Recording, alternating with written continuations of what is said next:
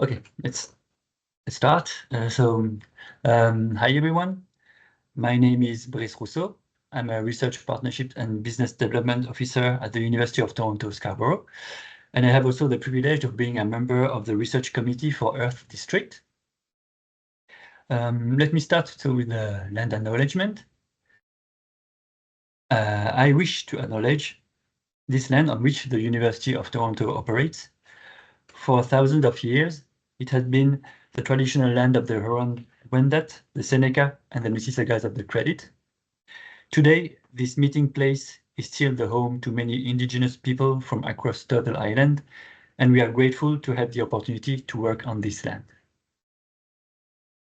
We recognize that you may be joining us from different geographical locations. Using the link provided in the chat, we encourage you to learn whose traditional lands you are on. So, welcome everyone again, and thank you for joining us for today's session in the Earth District Speaker Series. Earth District is a 5-institution consortium of universities and colleges committed to developing the sustainable technology sector in the Eastern GTA and beyond.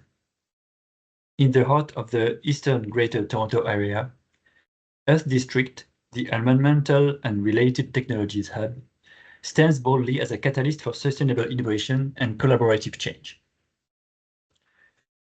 This speaker series is occurring throughout 2025, virtually, and is led by the Earth District members, Centennial College, Fleming College, Ontario Tech University, Trent University, and the University of Toronto Scarborough. The Earth District Speaker Series is a dynamic forum designed to showcase innovative ideas, foster collaboration, and highlight the expertise within our community. We hope you enjoyed today's session and join future ones. Before we start the presentation, I would like to begin with a few housekeeping items. Teams has a closed captioning feature. If you would like to utilize it, please click on the More tab at the top, slide down to Language and Speech, and click Show Live Captions. Please note that we will be recording this session to share on the Earth District website for those who wish to view the event at a later date, share it, or refer back to it. Lastly, please use the chat function for general comments and networking, and the Q&A box specifically if you have questions for the speakers. We will be monitoring the chat and will flag any discussion questions for our speakers to answer. As this series is a forum to network with our colleagues across institutions, we encourage you to connect via the chat or post-event. I'd now like to introduce today's speakers, Sergio Montero and Kumza Baker, both from the Institute for Inclusive Economies and Sustainable Livelihoods at the University of Toronto, Scarborough. Sergio Montero is Associate Professor of Geography and Planning and Inaugural Director of the Institute for Inclusive Economies and Sustainable Livelihoods at the University of Toronto, Scarborough. Professor Montero is interested in place-based and inclusive approaches to reimagine local economic development and urban and regional planning.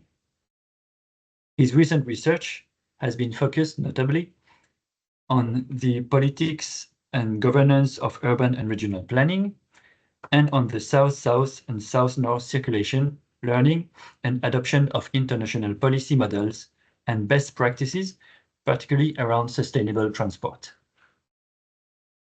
Kumza Baker is the community leader in residence at the Institute for Inclusive Economies and Sustainable Livelihoods.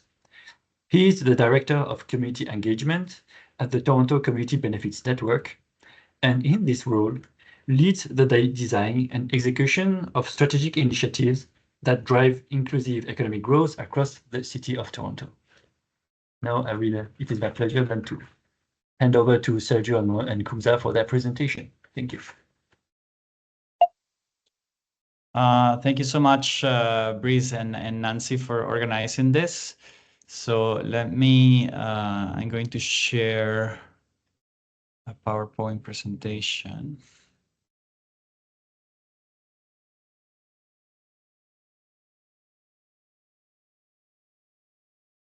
Okay, I guess this is showing.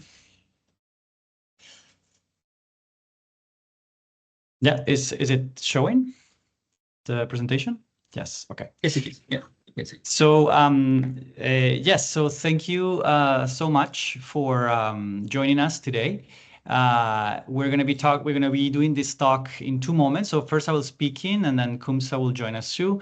But the idea is to talk about how we can think about transportation infrastructure as a community asset and as a way to promote local inclusive economies.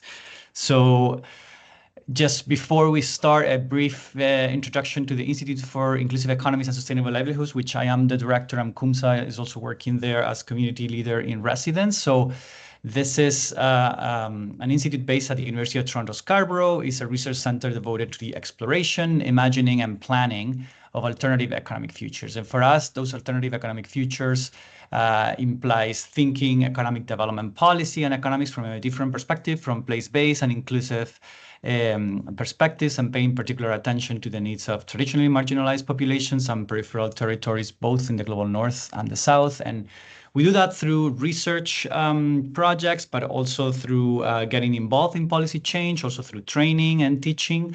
And if you want to know more, you can check our new website, which we have now. It's at inclusiveeconomiesinstitute.org. So just with that, today I want to focus on one particular aspect of that relation, of that rethinking of economic development, and those thinking about alternative economic futures. So we want to think about that from public transportation infrastructure investment perspective. So the question of how can we think about the relationship between public transportation infrastructure and economic inclusion? So normally, before we start, just as the structure, I'll talk for about 20 minutes about this relationship between transportation and economic inclusion, and I will also give some examples internationally, and also focusing on 3 particular mechanisms that we're going to be looking today: land value capture, community benefits agreements, and repurposing transportation infrastructure. And then Kumsa will talk more specifically about Toronto and Scarborough, because we have been involved both through the Institute and through Toronto Community Benefits Network in several projects. So we want to also discuss how these ideas that are being experimented internationally are also taking place in Toronto and Scarborough, and thinking about ways in which we can connect transportation and economic inclusion. And then we'll have a space for questions and answers at the end. So anyway, so going back to the idea of economic transportation and economic inclusion, a normal, or like a very often way to think about this is about how transportations allow people to have access to jobs, right? So that's a very kind of like classic way in which transportation creates equity or inequities, about how particular parts of the city or metropolitan area are better connected to jobs and imply therefore less commuting time than others. And here we have a map of the Toronto metropolitan area, showing in yellow how the places in yellow have more access to jobs in less than 45 minutes, where the grades in blue is like places of the city that are farther and farther from jobs. So we see Scarborough, even when the Line 3 existed, still was pretty far from jobs opportunities. And then we see sort of like a concentration of the people that live around downtown, or like public transportation, public subway lines, how they have more access to jobs in less than 45 minutes.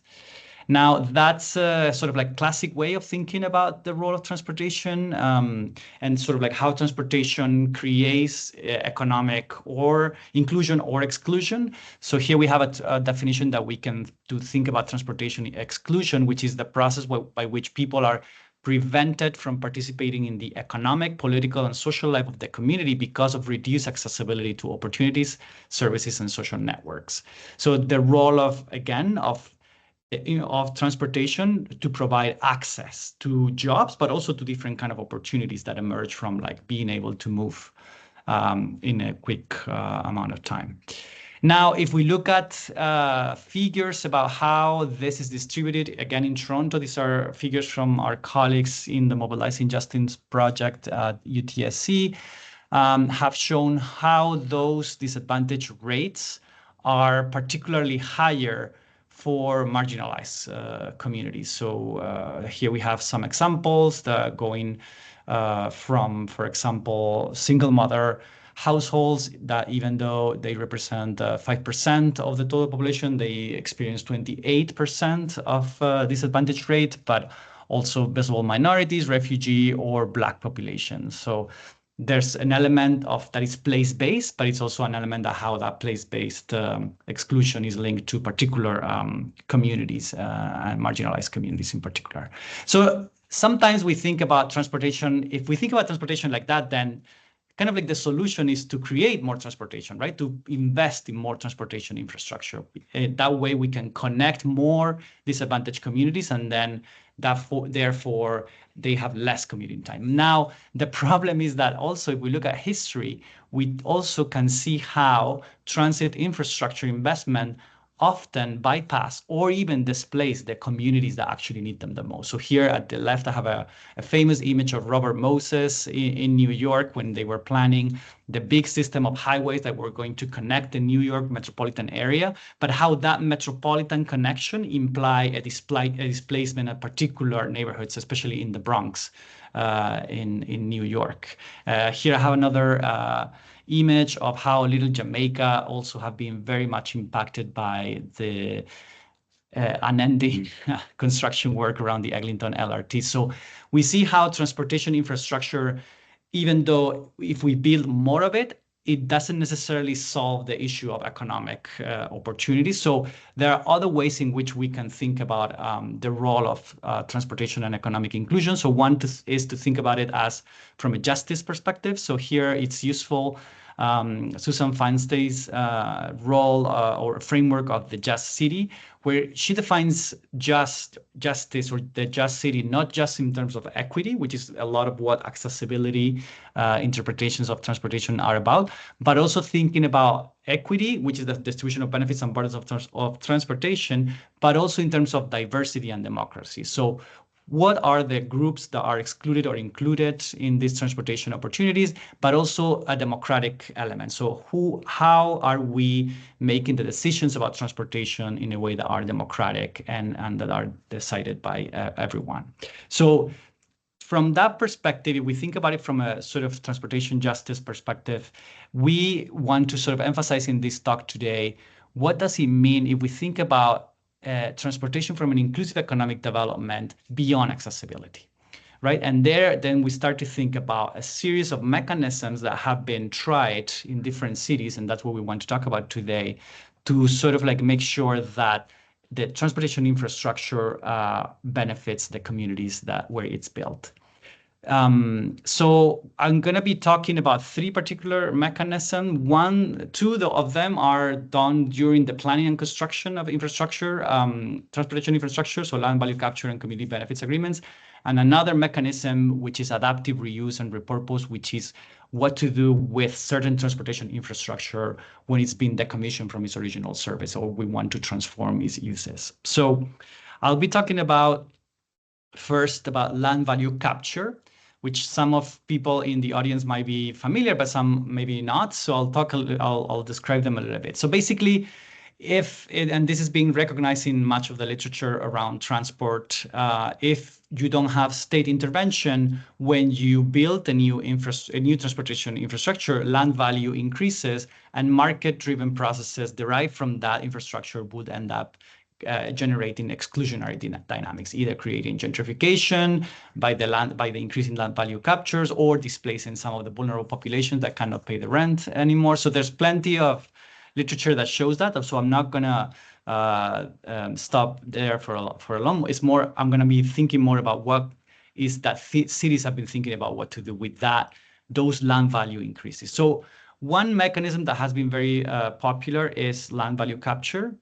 which is a public financing mechanism that allow governments, so this is centered in governments, to especially local governments, to recover and reinvest part of the increase in land value that results from that public infrastructure investment. So by capturing that value, then cities can choose, and this is like depends on each city, depends on each institutional structure, but they can choose that like capture value to then invest in other public goods, such as affordable housing, or more transit funding, or public space. But again, its influence in creating local inclusive economies, it depends on those decisions, and those decisions will depend on how that local government is structured, the planning institutions that it have, and if it's able to sort of like follow up with the land value increases.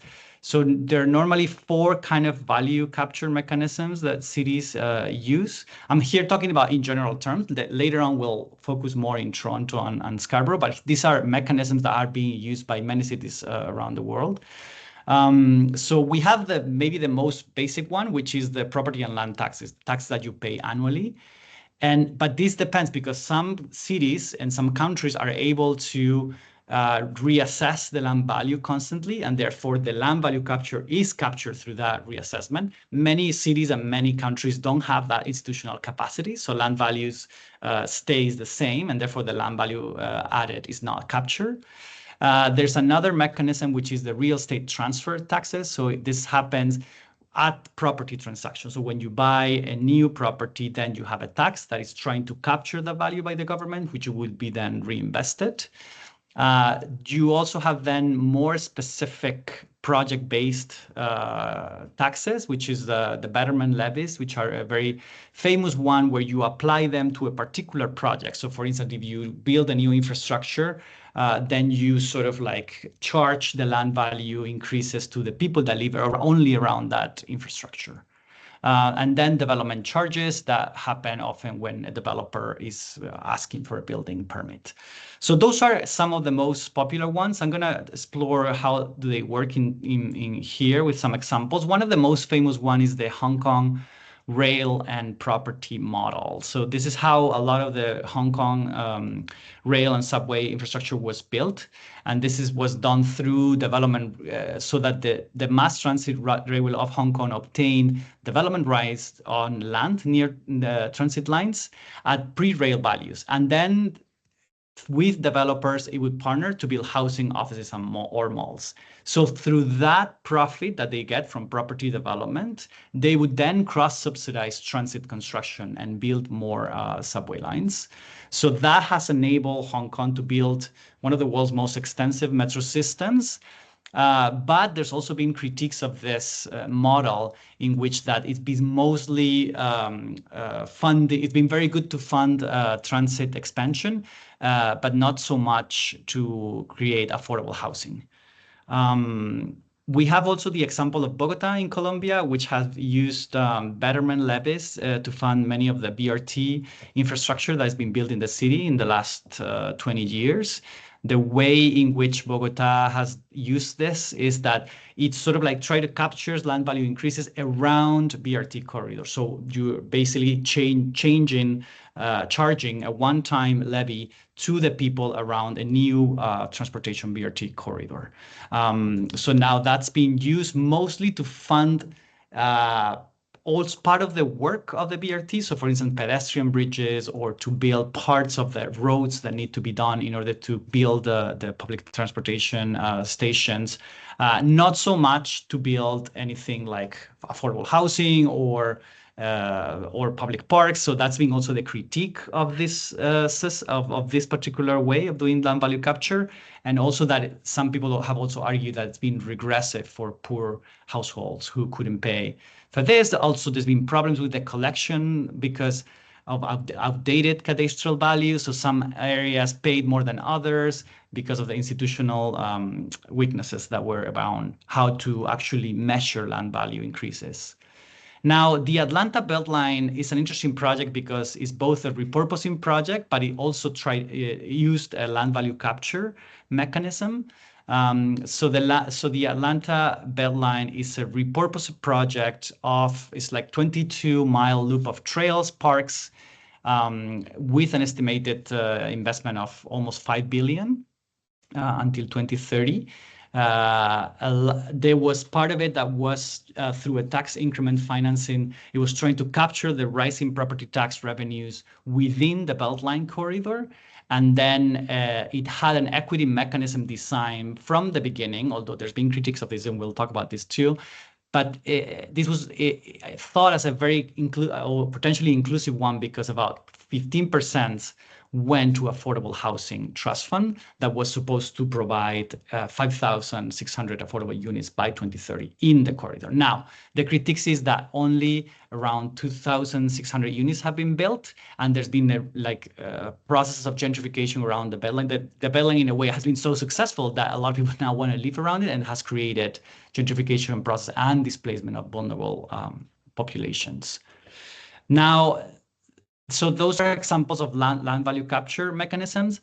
We move now to community benefits agreements, and I'm sure that Kumsa will talk in more detail about this. But I'll mention briefly how this is different in a way that this is negotiated mostly with the community rather than with local governments, right? So in land value capture is the local government through taxes and different mechanisms is able to redistribute that land value that is captured, whereas community benefits agreements are agreements in a particular moment of time that are normally made between big developers and communities, organizations.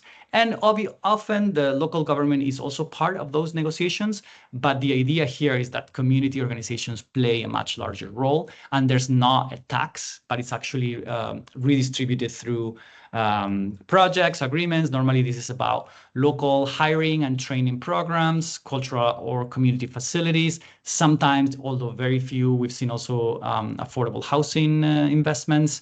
And so let me also give you some examples. This one in Los Angeles is not a transportation infrastructure example, but it's one of the most known community benefits agreements. I think it was the first. It was in 2001. It was one of the first ones in the US to be implemented, one of the largest one too. So it's 2.5 billion investment, which created public subsidies through the community benefits agreements of 150 million.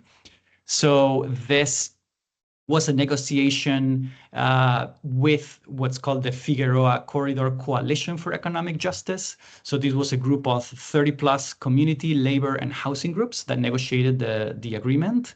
And they were able to negotiate a high level of agreement, so 150 million, including 20% of affordable housing. In addition to local hiring and job training, living wage commitments, funding for parks and recreation, and community facilities. So this case is seen as being inclusive because it was broad. The coalition that negotiated was a broad coalition. It was also enforceable through clear rules.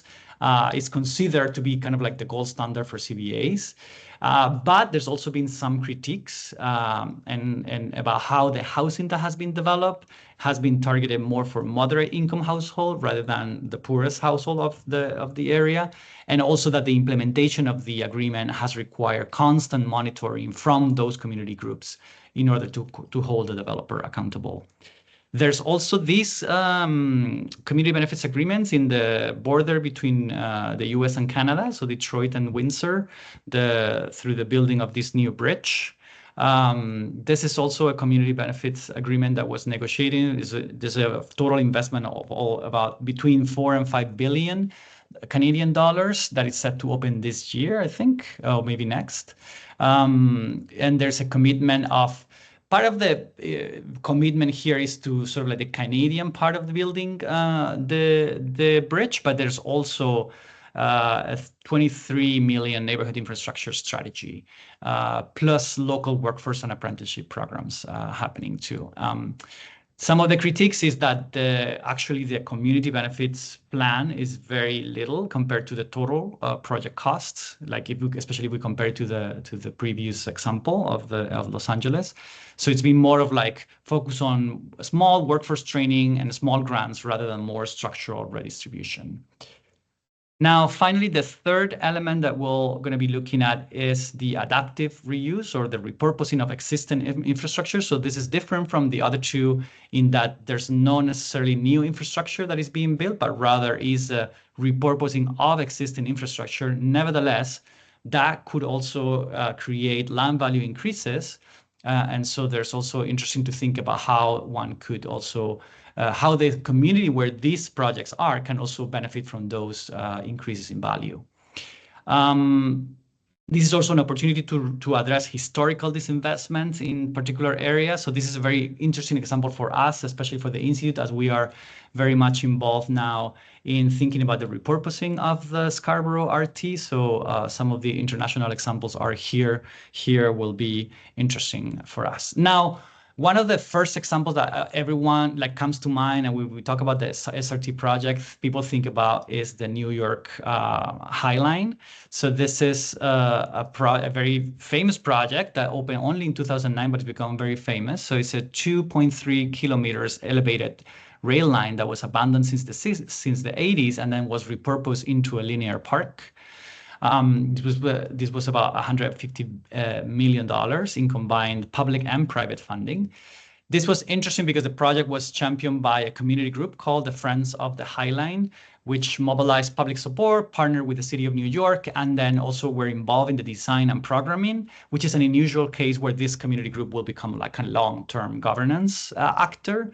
And then again, became sort of like a model for adaptive reuse, attracting millions of visitors and catalyzing tourism, cultural programming, and a major real estate uplift in that area. So that part of like the success of the Highland is also part of its problem now. It's generated accelerated gentrification, luxury development, and the displacement of vulnerable populations that live around the area. And so this is also an example of like how community-led initiatives can actually be co-opted by engines of elite urban redevelopment. Now, another example that we find very interesting, and actually the Institute took about 6 community leaders from Scarborough in March to go and explore this example in Detroit. So the Detroit Joy Louis Greenway. It's an sort of like an alternative similar to the Atlanta Beltline and the High Line. But I think what is interesting and maybe more similar to Scarborough is that it's situated in former industrial land. These are also historically disinvested and low-income neighborhoods, which might be more similar to kind of like where the Scarborough RT goes through. Here, the governance and community role, this was led by the city of Detroit, which was supported by federal, especially during the pandemic. They were able to benefit from getting a lot of federal funding through the pandemic, but also has had state and philanthropic funds. The interesting thing about this model is that it has been shaped by an extensive community engagement process. So there's been a lot of workshops. There's also been established the Joy Louis Greenway Community Advisory Council, so ensuring that residents had a formal voice in decisions. And then maybe about the outcomes and the critiques of this project. Again, this project is in the making, so we still don't really know what's going to happen. But again, the sort of like the challenges that we've seen in other projects, so gentrification, displacement, and how that land value increases that is going to be generated, who's going to capture those.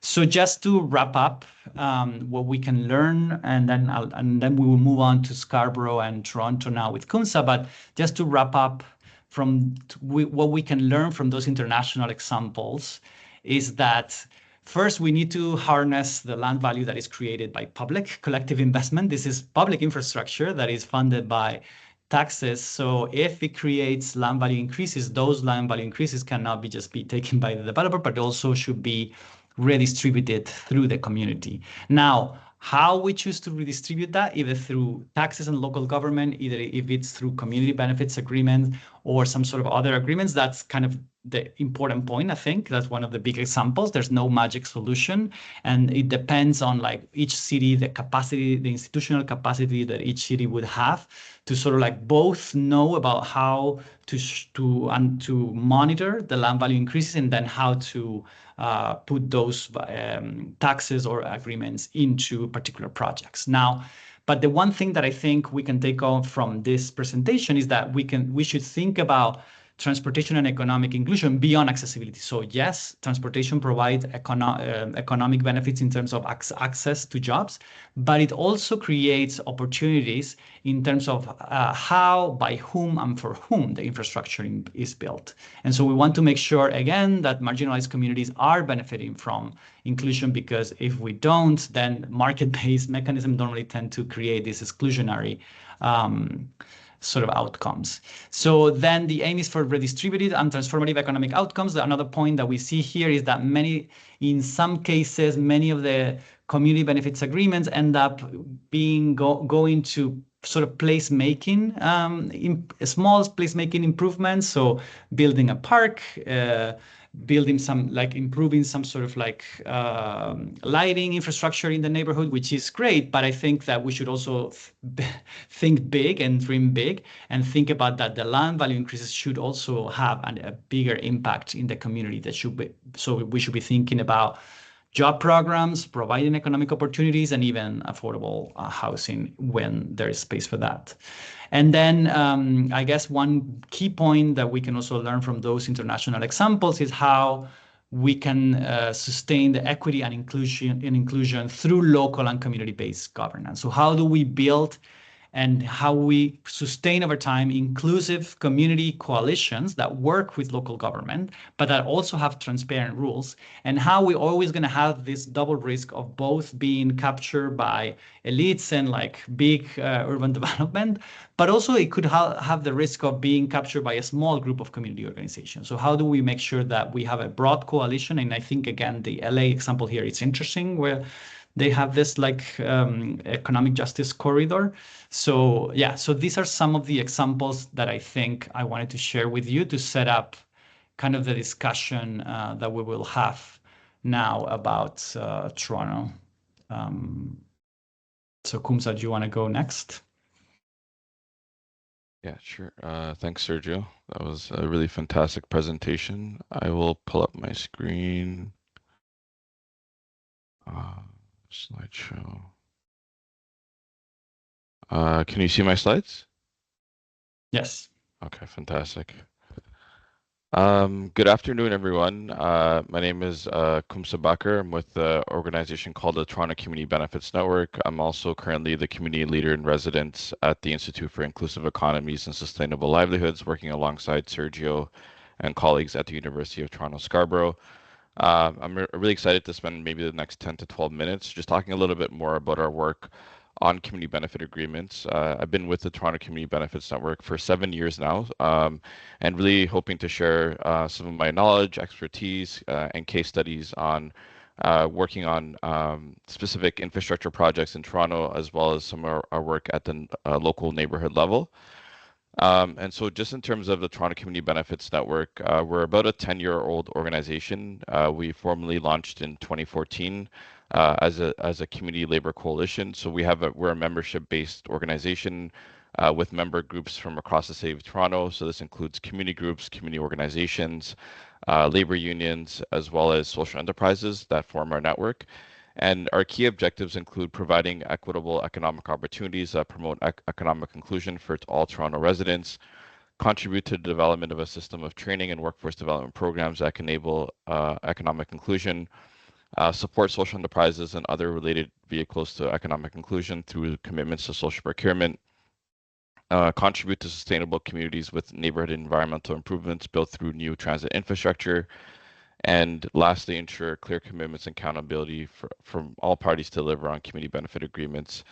And so as a community network, we work with a lot of different types of organizations. So this includes working with our community partners who from the day-to-day are on the ground in communities across the city of Toronto, who are facing new infrastructure, new development in their communities, and looking at community benefit agreements as a model that they can bring into their communities to ensure that development is more equitable in their communities. We also do a lot of work with labor organizations and unions, including 12 of the largest construction trade unions.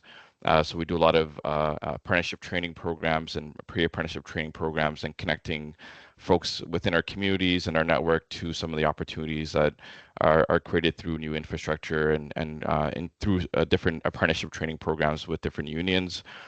We also do a lot of work with workforce development groups. So this include training organizations or agencies that deliver programming and really helping to facilitate our training pipeline with the opportunities that are created through community benefit agreements. We also do a lot of work with government and really trying to ensure that there's strong policy that support community benefits, especially as it relates to public infrastructure investments. And last but not least, the industry. We know that a lot of infrastructure is delivered by the industry and the private sector, and so really working with them to ensure that community benefit agreements can be as successful as possible. I did want to talk a little bit about sort of why the idea of the Toronto Community Benefits Network started to begin with.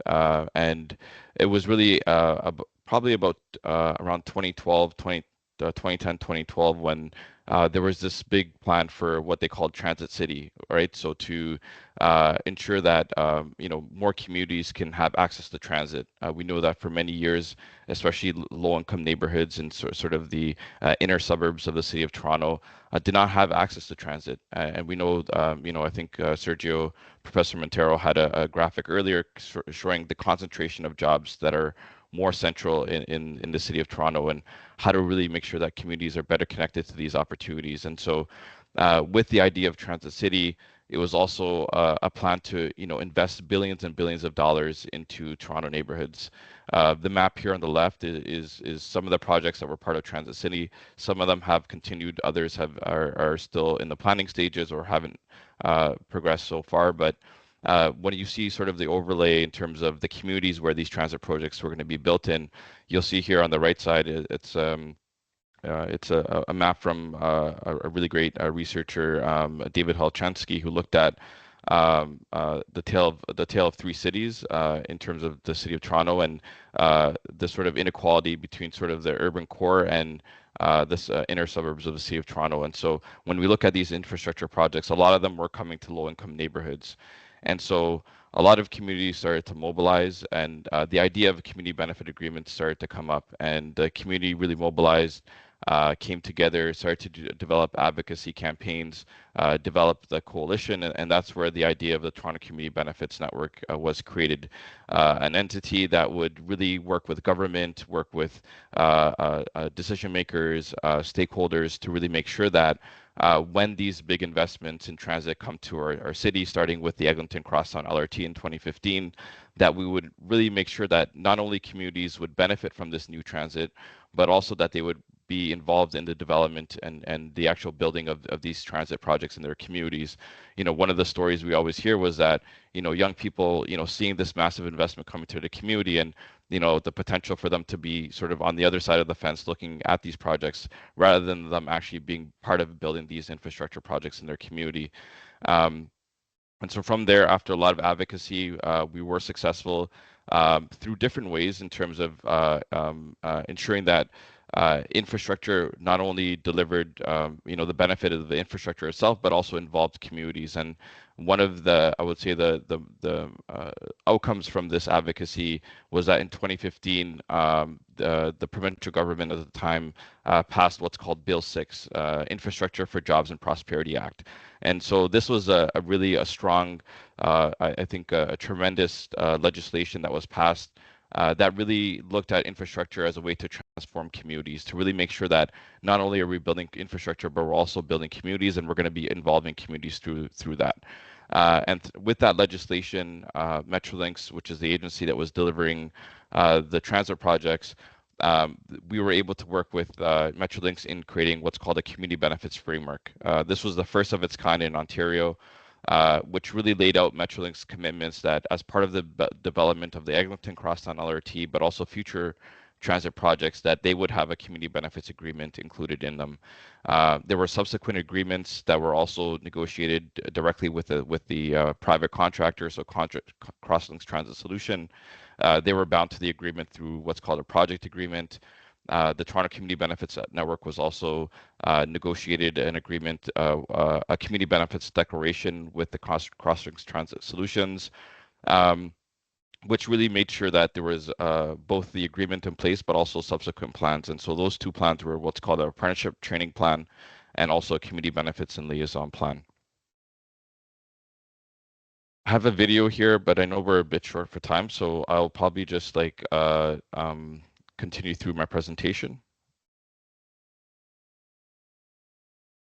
And so looking at some of the outcomes from the Eglinton Crosstown LRT Community Benefit Agreement, we saw about 260 placements in apprenticeship training, which was close to about 1 million hours in apprenticeship training hours that were performed through the Community Benefits Program.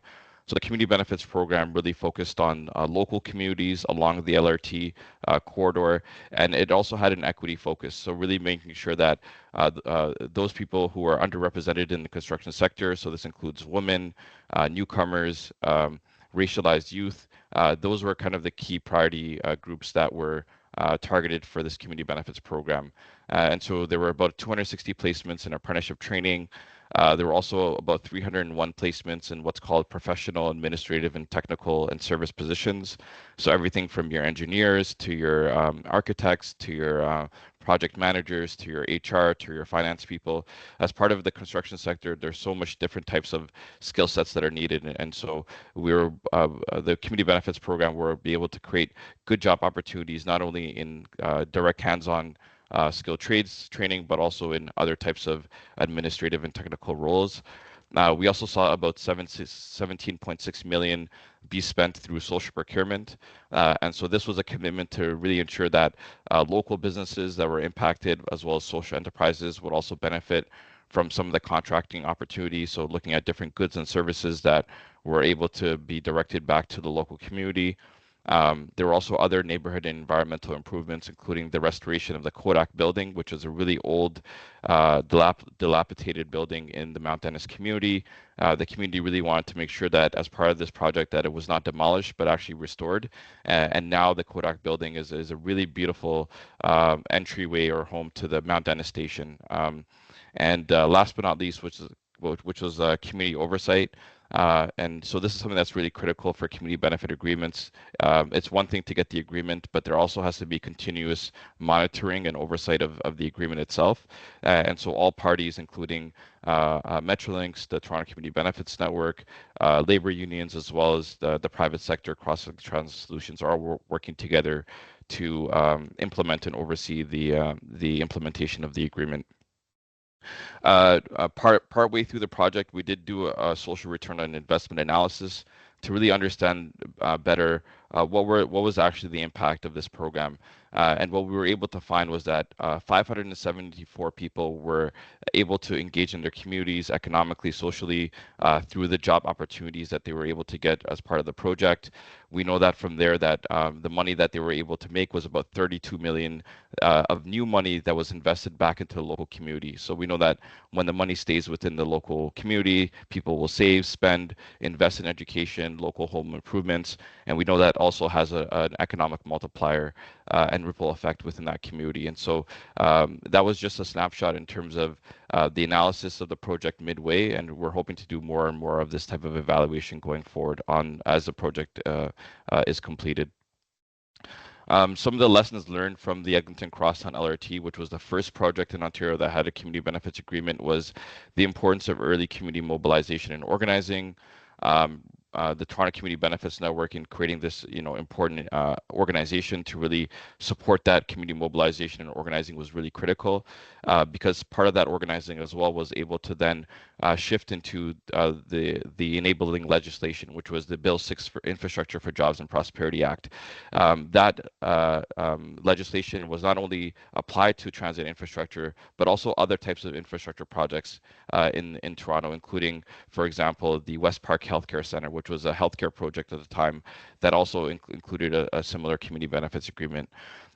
We also saw that the importance of enforceable minimum targets and key performance indicators in contracts. If it's not in the contract, it's not going to be something that we could sort of oversee and monitor. So that's really critical. The co-development of plans to achieve intended outcomes. So once you have the agreement in place, it's also important that all parties are working together to develop plans for implementation.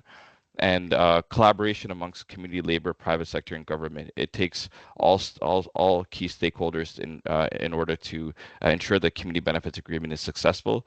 And so I think the Eglinton model, I think, was a really fantastic one where all parties came to the table to try to make it as successful as possible. And last but not least was the ongoing monitoring, reporting, and evaluation through that working group, which is at the table that facilitates that level of collaboration. We know that there were also, I think, lots of lessons learned from the project itself when it comes to things like the significant construction delay. At the time, there wasn't a coordinated strategy on mitigating and addressing the negative impacts of transit. And so some of the things that we saw was the impacts to local small businesses in areas like Little Jamaica, because of the significant construction and disruption in the community, many businesses did have to close down, and that was also compounded by the COVID-19 pandemic. Lack of neighborhood planning to address displacement pressures and projected growth in density. I'll talk a little bit about some of the community-based solutions that have come out of that, but really just because a lot of the focus was just on building the infrastructure, there wasn't a lot of coordination in terms of what would be the impacts to communities and how do we really make sure that there are proper processes, policies, and programs in place to address some of the potential impacts that the project can have in the community. And also some of the shifting and weakened provincial planning policies and tools. So for example, Section 37 community benefits, which is a tool that municipalities have to negotiate community benefits from developers who are building, especially those who are looking for significant height or density improvements as part of their projects. And that was a tool that was significantly reduced through provincial planning policy changes. Another great example is inclusionary zoning, which is a policy for many years. Many housing advocates in the city of Toronto had pushed for inclusionary zoning, especially in areas along transit where we knew there was going to be a lot of density and lots of opportunity to really connect transit to more forms of housing and affordability. And unfortunately, because of some of the changes in planning policies, the inclusionary zoning, I think just was approved in August. But by now, there's been many developments that have been approved and without inclusionary zoning being in effect. The next project I want to talk a little bit about is the Golden Mile redevelopment, which is actually one of the neighborhoods along the Eglinton Crosstown LRT in Scarborough, which is undergoing a massive redevelopment. It's probably one of the areas that's undergoing the expected to see the largest amount of density and growth from the Eglinton Crosstown LRT project. And just to kind of give you a perspective of the Golden Mile, so it's situated I'll probably say West Scarborough. So it really is Victoria Park is really the borderline between Toronto and Scarborough, and along Eglinton. And you'll see here that there's a rendering of some of the planned redevelopments for the area. Upwards of 15 different development proposals, and each of them are different property owner. In total, it's about 32,000 new units. I think that's closer to 40,000 now. About 280 acres of redevelopment, 76 buildings, and 40,000 new residents coming into this area. Currently, the Golden Mile is a commercial area, so it's a lot of large retailers, commercial kind of district, but is slated for lots of redevelopment and growth in the coming years. And as we knew that there was going to be a lot of this growth coming to the community, that's when the community started to mobilize. And so it was about 2018, so a few years after the Eglinton Crosstown LRT construction started, where groups came together from the Golden Mile and some of the surrounding areas around the Golden Mile. About 20 community-based organizations led by the Working Women Community Center, which is an organization that provides services in the Golden Mile community right at Victoria Park in Eglinton. And so they started to bring together community organizations and also residents. So in total, there are about 700 residents that were part of the engagement process, reflecting the diversity of the community. From there, what they decided was that it was important that ahead of these new development projects and projected density coming to the neighborhood, how do we really make sure that governments are and developers and decision makers are responding to what the needs are of the community? And so the idea of a community benefits framework has been applied in many different neighborhoods. I know in 2016, the Parkdale community also created a similar framework for their neighborhood.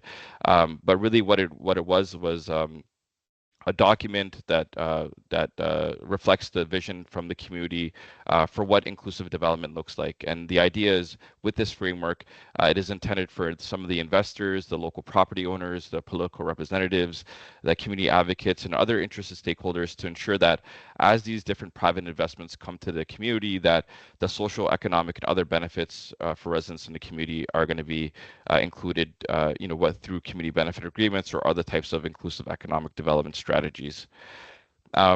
Through the community benefits framework process, engaging with residents, there were three main priorities that came up. So for the first one was what's called housing diversity. So looking at allowing local residents to benefit from the presence of intentional and well-designed accessible community space, which in turn be made meaningful when accessed and valued by local residents and stakeholders. So ensuring that there's not only going to be, new development that's going to be, targeting higher income or middle income earners, but also low income residents in the community, and how to really make sure that that housing diversity is in place. Local economic opportunities. So the idea of jobs is something that was a huge a priority in terms of as a strategy, both to reduce displacement, but also ensure that people can afford to continue to live in their community. And lastly was community space. So community space to anchor residents' sense of belonging and identity with indoor and outdoor spaces and shared access to housing and other types of spaces within the community. And so from that, there have been a few different strategies that have come out of that. So including affordable housing, inclusive procurement, the storefront starter Golden Mile, good jobs, and what's called a Acon Golden Mile joint venture, which is a community and private sector joint venture. And this work is being led through the United Way Inclusive Local Economic Opportunity, which is a leadership table that also has different strategies of ensuring that the needs of the community are reflected in what the redevelopment of the Golden Mile looks like. But I will pause here because I do know we are running short for time, and I'll turn it back over to Nancy.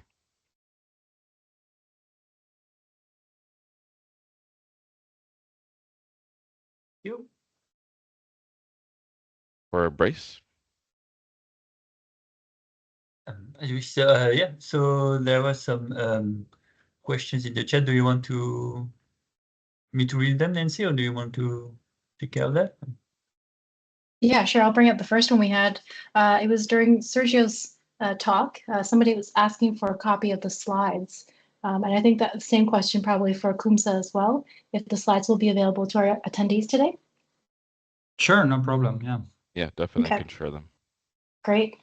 And there was a second question about if there's a monitoring report for the Eglinton Crosstown community benefits that's available publicly. So that's for Kumsa. Yeah, there is a report that I could pop in the chat box here.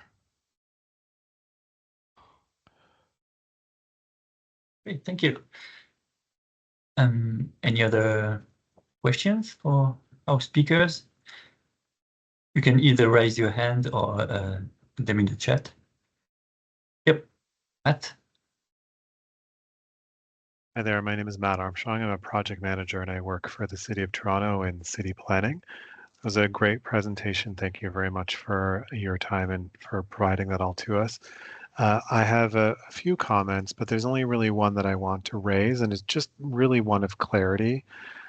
There was a comment about there not being a plan for displacement along through the Eglinton Crosstown. I think the clarity is that the legislative authority exists for the City of Toronto to protect rental and to replace rental and to ensure that people who are living in rental units, that there's a negotiated agreement for funding for those people in the time during displacement, and that if there's a new development, they have the right to come back to a new unit of the same site in the same location. What's missing, though, is we do not have the legislative authority to protect commercial units. It doesn't exist. And that is something that, of course, would be of interest. And we would like to work with groups to consider that. But I just wanted to clarify that the statement that there's no plan for it is we did what we could, and it's still in force to protect housing and renters and that affordable housing that exists, for example, in Little Jamaica. Thank you. Thanks for the comment. Yeah, that is a great comment. And I think that point touches on where I was also talking, which is that these mechanisms and models exist in many different cities, but they're not the same, right? Like the legislation, the institutions in every city, in every country, in every province is different. So, and I know that community benefits agreements are pretty new to Toronto and to Ontario, even though the Eglinton Crosstown LRT is actually the first project, the community benefits agreements in Canada and in Ontario. So probably it's also a lot to learn about what is working and what is not working. And I think that's what that makes the project more interesting, but also probably has this elements of like the lack of certain legislations for some of the problems. Thank you. Yeah, one last question. Mr. Go ahead, yeah. Great presentation, team.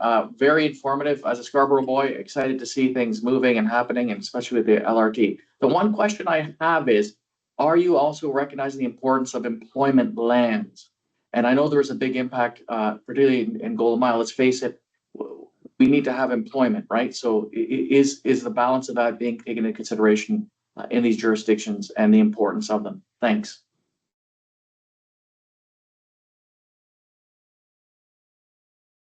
Kumsa, do you want to answer the question? Yeah, that's a really great question. I think like the work that we've been doing at the Toronto Community Benefits Network, I think is how to sort of better connect people to the opportunities that are in their communities. And without employment lands, I think that presents a risk, of creating more challenges for connecting people to the opportunities in our communities. And so a lot of times when we do see redevelopment of neighborhoods, I think a good example would be something like Downsview we've been doing a lot of work in, which is thousands of jobs that have left the community with the closing of the airport, but now there's a lot of focus on reinvesting back in creating more jobs in that community and through community benefits, connecting those communities into those jobs. And so I think our model, I think, is really the success of our model, I think, is really on ensuring that jobs continue to stay in our communities. And I think that's by protecting our employment lands. So that is a really important consideration for us. There is another question that I see in the chat, which I would like to answer if we have maybe a couple of minutes more. But I find it very interesting, which is this question by Asen that says, question for Sergio, have you found difficulties in transitioning inclusive economic and transit-based research from an academic setting into real-world applications? And I think that's a good question, and this is what we are actually trying to do.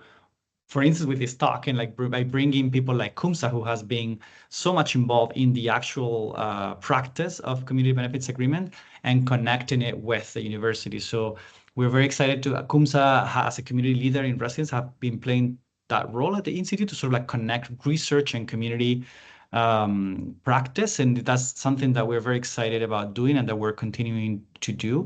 And also I want to say that I'm sorry that we didn't have a lot of time to talk about the Scarborough RT repurposing, but that's a big project for us right now that we're like doing a lot of community engagement around that. But if you're interested in this, we are going to have a big event, kind of like our kickoff event for that project on October 15th at UTSC in Scarborough. So please save the date. It's going to be in the afternoon, evening, so from 5 to 6, 7.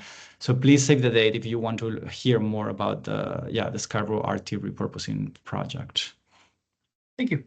Yeah, I guess we'll find more information on the Institute website regarding that event. Yes. Thank you. Yeah, we're reaching the end of the event. So thank you, Sergio and Kumsa, for that powerful talk. You've shown us how transportation is really about people, equity, and opportunity, and we're grateful for the perspective you brought today.